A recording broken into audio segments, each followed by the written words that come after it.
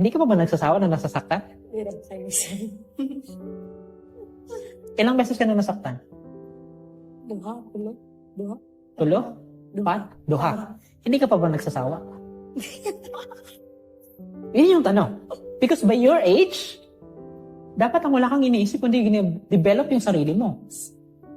Diba? Nasubukan mo na mainit pala. Masakit pala yan na maghawak ka ng kaldero na kumukulo, hinawakan mo, napaso ka. Club sir.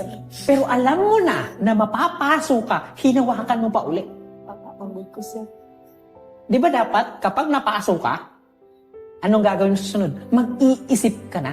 Yes. You need to develop your brain na okay, mainit pala siya. Kukuha ko ng trapo, saka ko siya kukunin para hindi ako mapapasok. Naging matalino ka na. Ngayon, nasaktan ka ng ikalawa. So, ibig sabihin, from the first and the second, hindi ka natuto. Nasaktan ka lang. Last na daw ko.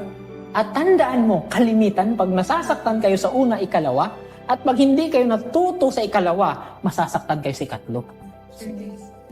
Sureness daw sir. Sureness talaga.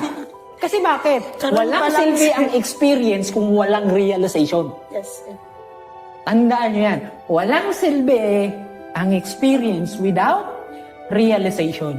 Wala rin silbi ang realization kung wala kang babaguhin. Gikan man ko siya sa toxic relationship sir. I know. Gikan ka sa toxic relationship. So what? Yes, masakit, mahirap, pero may nakita akong toxic na relationship ng pamilya. Pero bakit?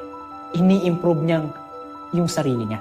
Instead na unahin na maghanap ng pagmamahal sa iba, na alam naman natin, ang hinahanap mo lang naman is pagmamahal. Pero ang tanong, pareho ba to? Yung pagmamahal ng magulang at pagmamahal ng kasintahan. And that's why, kahit mabigyan ka ng pagmamahal ng kasintahan mo, yes, matakpan siya, pero may kulang. Because in reality, they are different. Toxic ka. Ay, toxic yung parents mo. Toxic yung magulang mo. Pero ito yung tanong ko. Hindi ba parang gusto mong ulitin ulit yung nangyayari sa parents mo? Bakit? Hindi mo ba na-realize na parang gusto mong ulitin kung ano yung nangyayari sa'yo sa magiging anak mo?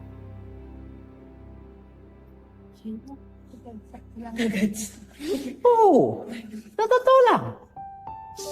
Diba? Broken family man good siya sir. Oh. Kaya nga. Ay sorry. Kaya nga. Broken family siya. Okay. Alam ko masakit. Mahirap ang broken family. But the question, ulitin mo pa ba? Yung naramdaman mo sa magiging anak mo, ipaparamdam mo ba? Hindi. So bakit ka ngayon nagmamadali?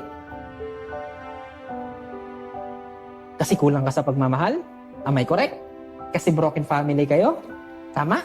Kasi masakit? Tama. Sa sobrang sakit, gusto mo maghanap ng tao na makapag-provide sa'yo, makapagsabi na, 60. love, kamahal-mahal ka. Importante ka.